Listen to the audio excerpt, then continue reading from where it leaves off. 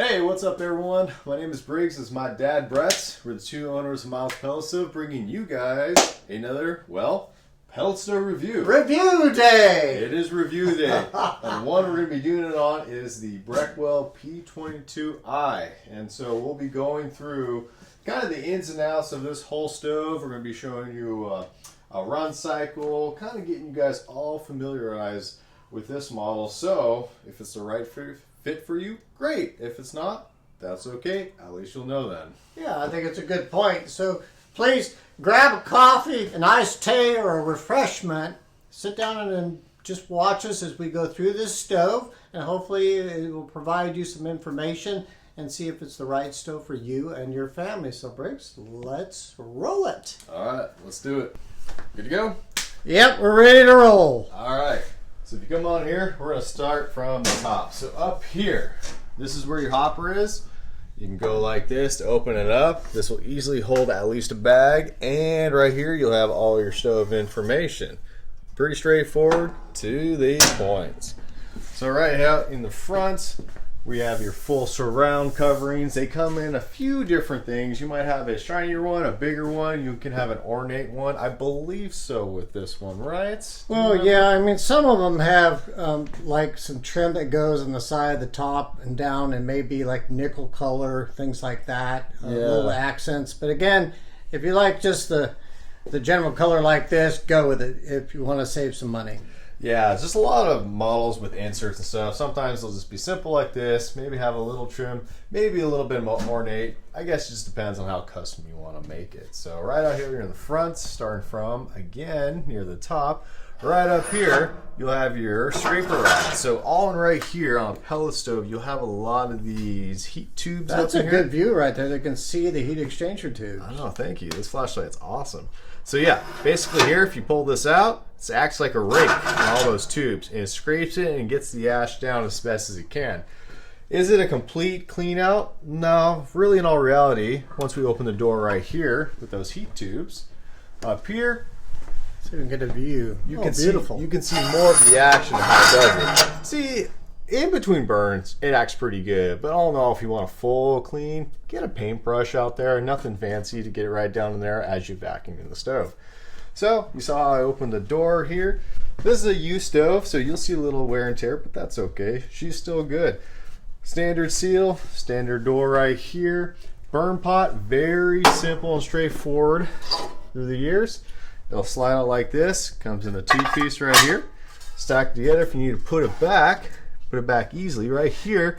This is the igniter of the pellet stove. Right here you have the cold air intake.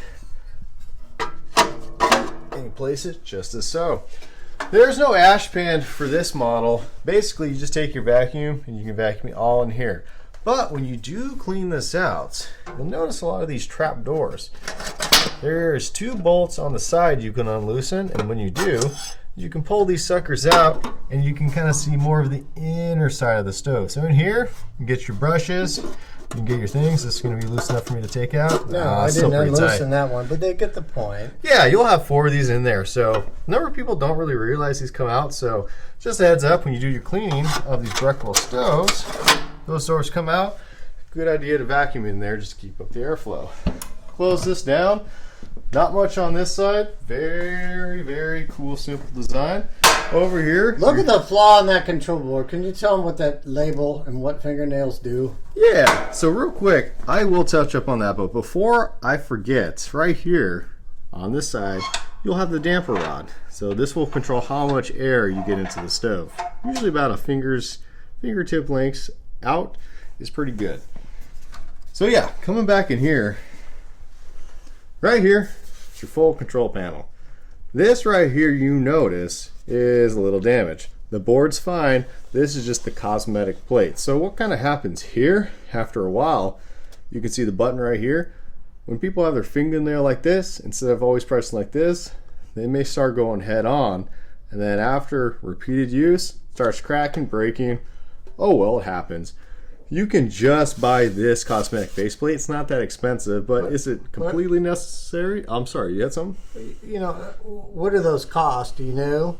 Oh, I can't remember. I mean, they used to be $15, but with today's inflation, I don't know. Probably I'll give it to you. You can get online about $16.50 or up to about $25. So do your shopping. Yeah. So yeah, do your shopping for deals. So basically, only time I'd probably recommend replacing this is once you start not seeing exactly where all the stuff is and what they mean. Kind of know what you want to know what the buttons mean. So anyway, we're going to work from the top down again. So up here, the Breckwell models, they will have 3 different modes. You have the manual mode, the high-low, and the on and off. Simply put, if it's on manual mode, this is basically you turn on the stove, you set your heat level, and then it'll run at that heat level. So if I turn it on, runs, it's on heat level 3, it will stay on 3 until I go over here, hit the on-off button again, turns it off, and it'll shut down. If it's over here on the on-off mode, this setting is for if you want to hook up an external thermostat to the stove.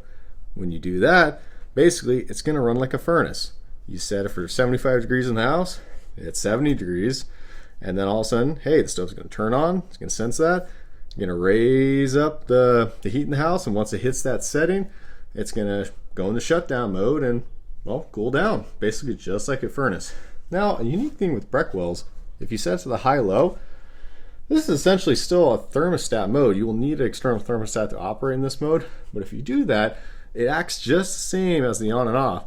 But instead of when it reaches the desired temperature, like at 75 degrees, it will then keep running, but it'll kind of do more of a lower setting burn idle state. So it'll either burn on level 1 or a little bit lower, kind of around there, until it senses it gets cold, and then it'll ramp up back to the desired setting you had it on, or the heat. So it's just a little bit more of a fancier thermostat mode, but really if you want to keep it simple, folks, this is for manual, on and off, or thermostat, take to the left. That's my recommendation. Right here, you're going to have your heat levels, the 1, 2, 3, and 4. Easy way to advance it, just a heat level advance button. You will have, here's the obvious on and off, turn it on.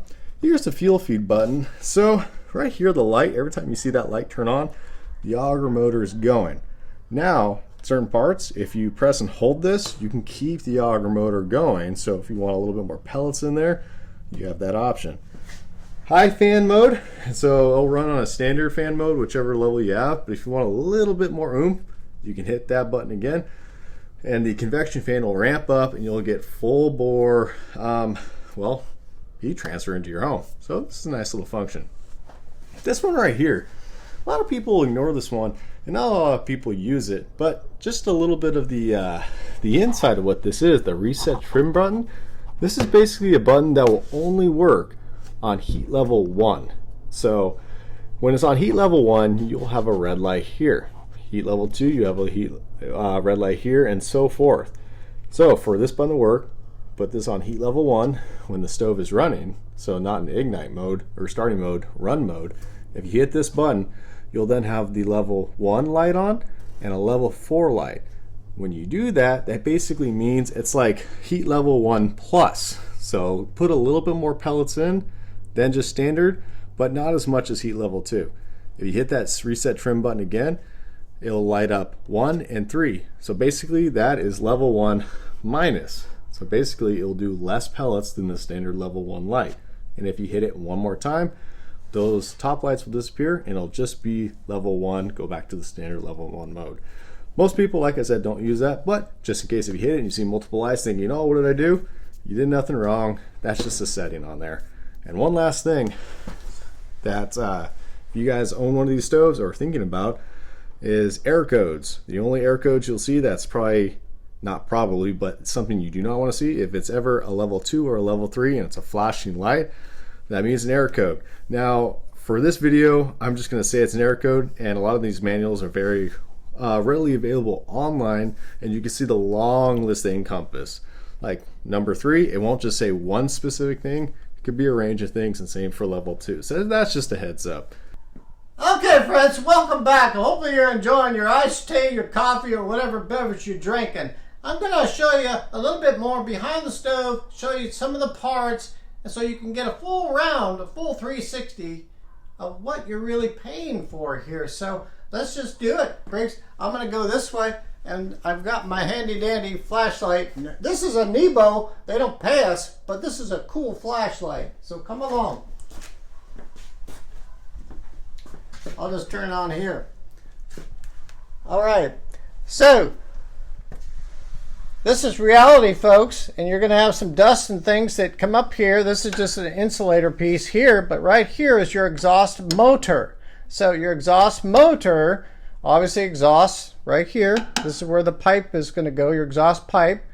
It's going to blow the bad air out, but it also draws the air into your burn pot, which accelerates flame.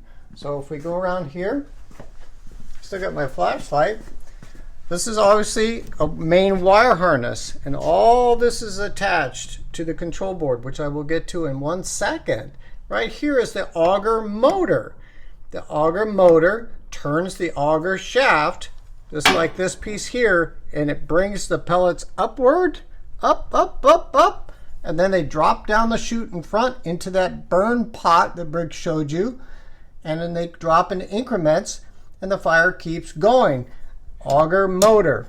So we go back in here. I'm going to get my wand in here.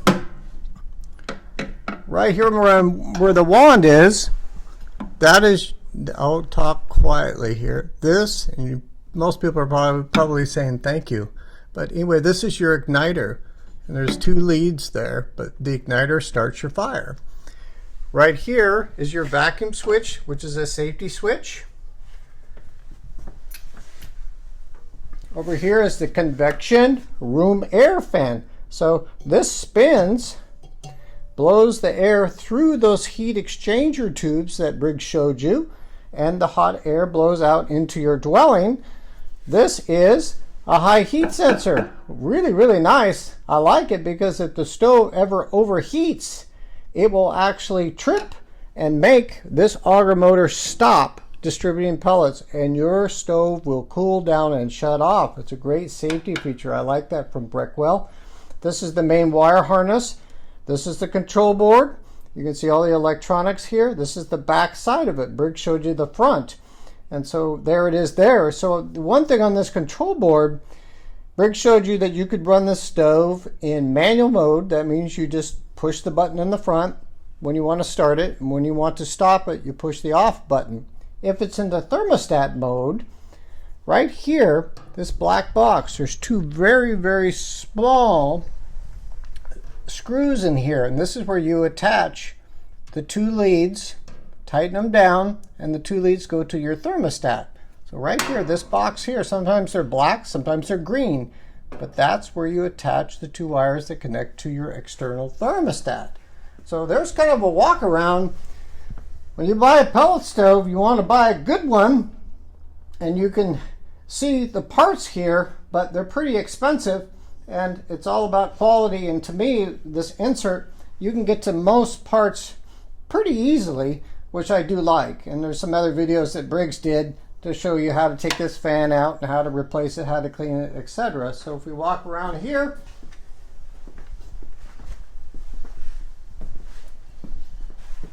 and then we're going to do just a little closing on our opinion as we have gone through a lot of these Breckwells, the P22s, the 23s, the 24s, and more models.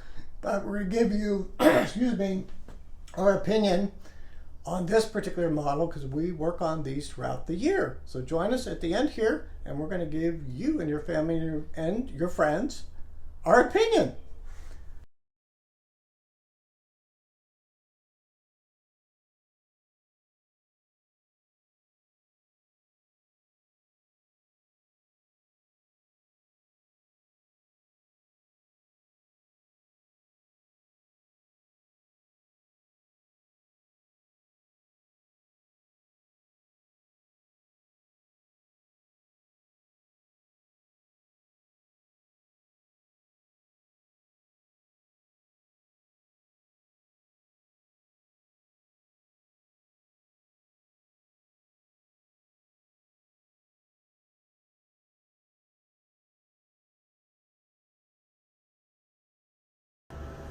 All right, everyone, there we go. We got some fire. The Breckwell P22i is lit, it's running, and yeah, I think that's pretty good. What do you think? Yeah, what's your final thoughts? Yeah. You should give some thoughts too, for everyone here. And, Breckwell,